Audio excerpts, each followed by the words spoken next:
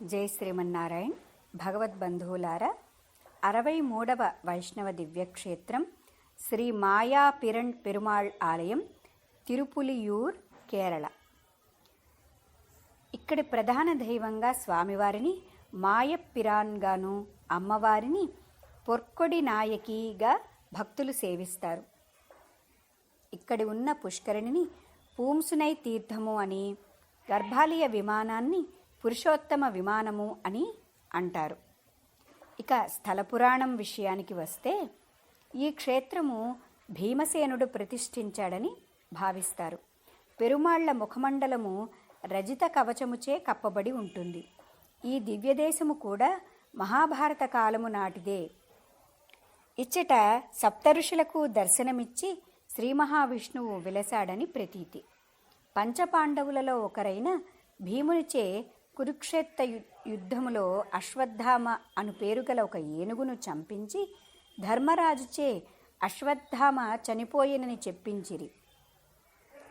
ధర్మరాజు నోటి ఆ మాటను విని ద్రోణుడు తన కుమారుడు అశ్వత్థామయే చనిపోయినని నమ్మి అస్త్ర సన్యాసము చేసి మరణించెను.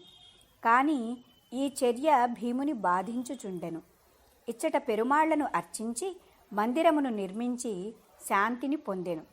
శిబిచక్రవర్తి కుమారుడైన వృక్షదర్భి అను రాజు సద్గుణ సంపన్నుడే అయినను రాజ్యములో వరదలు వచ్చి పంటలు నశించి తదుపరి వర్షాభావము వలన పంటలు లేక వృక్ష సంతతి అంతయు నశించగా ఏమి చేయుటకును తోచక సప్త ఋషులకు దానమిచ్చినచో దేశములో తిరిగి మంచి వర్షములు కురియు పంటలు వృక్ష పశు సంపద వృద్ధి అగునని భావించి సప్త ఋషులను ఆమంత్రితులను చేసి వారికి దానము ఇచ్చారు.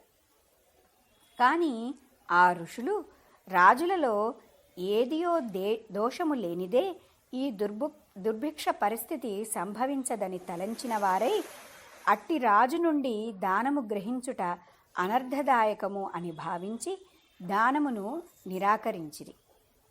వృక్షదర్భిరాజు కోపముతో ఋషులను వధించుటకై యాగము చేసి యజ్ఞకుండము నుండి కృత్య అను పిశాచ శక్తిని సృష్టించి సప్త ఋషులను వధించమని నిర్దేశించెను. సప్త ఋషులకు ఆ శక్తిని వధించుట లేక అంతమొందించుట ఏమియూ కష్టము కాదు. అయినను వారు శాంతచిత్తులై శ్రీమన్నారాయణుని ధ్యానించి ప్రార్థించిరి. అంతటా ఆ విధముగా శరణు కోరిన సప్తఋషులకు రక్షణగా యుండుమని దేవేంద్రుని శ్రీమన్నారాయణుడు ఆదేశించెను. ఆ దేవుని తరపున వచ్చిన దేవేంద్రుడు కృత్యను అంతమొందించెను.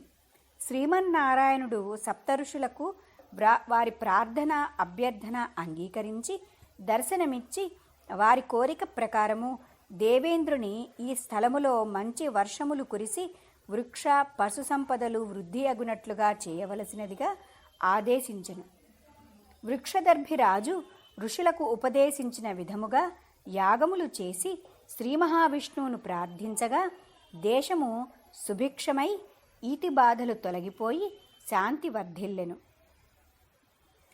ఈ దివ్యదేశ మందిరము ప్రాకారములోనికి పోయినంతనే భువనేశ్వరి అమ్మవారి సన్నిధి, మూల విరాట్ గర్భగృహమునకు బయట ఇరువురు ద్వారపాలకులు, గోడపై గణపతి విగ్రహమూర్తిగా మనకి కనిపిస్తారు.